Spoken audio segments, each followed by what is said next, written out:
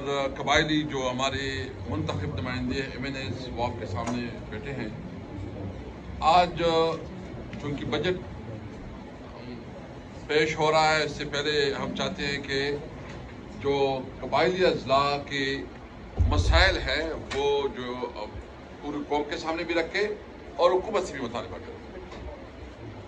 Number 1 یہ ہے کہ یہ قبائل اضلاع کی جو مرجر ہوئی تھی یہ ایک کمٹمنٹ کی بنیاد پہ ہوئی تھی. ان کے ساتھ وعدہ کیا گیا تھا کہ آپ کو NFC ایوارڈ میں 3% کا شیئر دیا جائے گا، اور جو پسماندگی جو یہ پورے علاقے کی بنیادی سہولیتوں سے محروم ہے اس کو مین سٹریم میں لانے کے لیے اس کو یہ اسپیشل پیکج دیا جائے گا.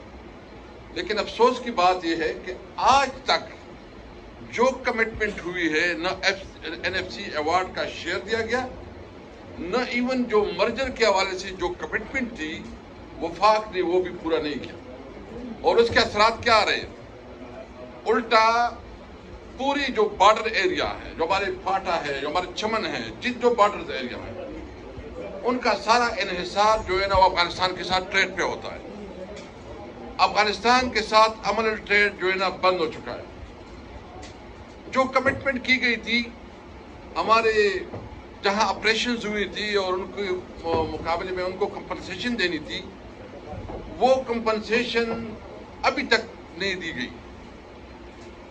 صرف ٹوکن دی گئی ہیں، اور وہ جو ہے نا 50,000 کے لوگ ان کو ٹوکن دی گئی، لیکن ابھی تک اس کو فنڈ ریلیز نہیں کی گئی.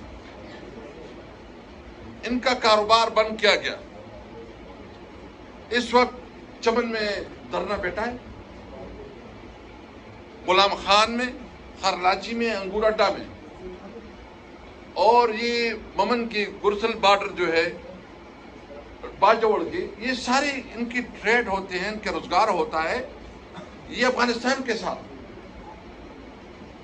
اور ابھی ماحول یہ ہے کہ ایک تو نہ ان کی دروں کے ساتھ کوئی سنجیدگی سے بات کر رہا ہے، نہ کوئی اس کو سیریس لے رہا ہے، اور افغانستان کے ساتھ جو تجارت کی بندش ہے اس نے قبائلی عوام کی معاشی شارک توڑ دی ہے. یہ الزامات لگا رہا ہے کہ اسمگلنگ ہو رہی ہے.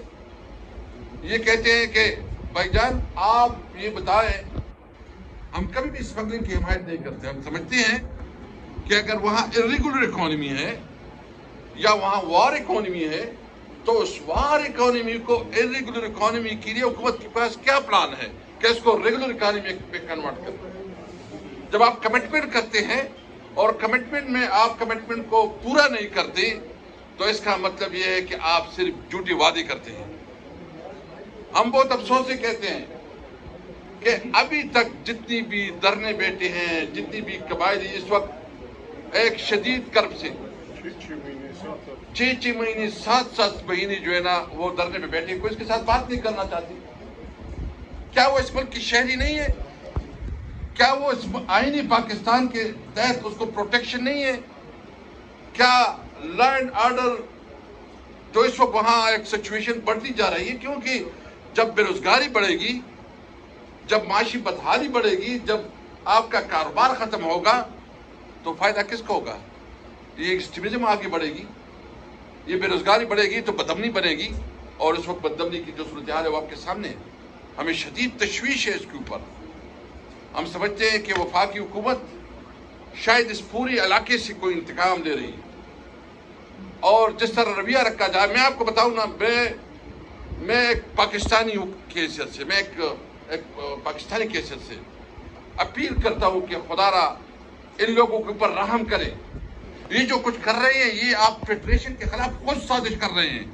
یہ جو کچھ آپ کر رہے ہیں یہ خود آپ کو ماحول پیدا کر رہے ہیں کہ لوگوں میں بغاوت ہوتے. سچویشن بہت خطرناک ہوتی جا رہی ہے. نمبر 1 ہمارا مطالبہ یہ ہے، نمبر 1 ہمارا یہ ہے کہ جتنے دھرنے بیٹھے ہیں ان کے ساتھ بامقصد مذاکرات کی جائے.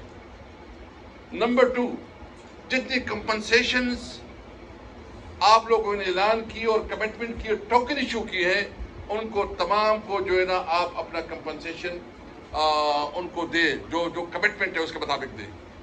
افغانستان کے ساتھ جو تجارت کی بندش ہے اس کو فوری طور پر کھولا جائے۔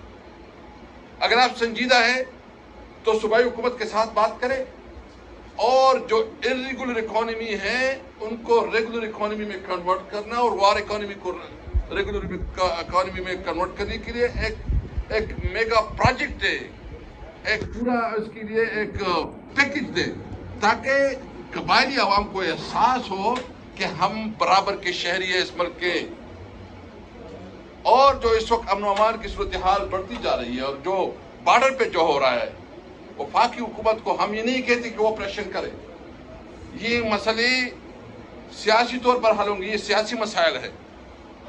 آپ اس کے لیے ایک پارلیمانی کمیٹی اناؤنس کریں اور پارلیمنٹ کو انگیج کرے کہ وہ تمام مسائل کو جو ہے نا دیکھیں، اور جہاں کوتاہی ہو رہی ہے، جہاں یہ چشم پوشی کر رہے ہیں، جہاں اتصال ہو رہا ہے، ان کے مطابق لیکن وہ پارلیمانی کمیٹی جس کے پاس پاور ہو، ایک پارلیمانی کمیٹی بنائی جائے۔ ہماری مطالبہ، یہ سب ہمارا مطالبہ ہے۔ اس لیے میں وارن کرنا چاہتا ہوں کہ وفاقی حکومت آئندہ بجٹ میں، ہم نے اسمبلی کے فلور پہ بھی بات کیا کہ پاٹا اور پاٹا کے اوپر اگر کوئی ٹیکس لگایا گیا تو پھر اس کا جو لا اینڈ آرڈر سچویشن اس سے بنے گی وہ کسی کنٹرول میں نہیں ہوگی۔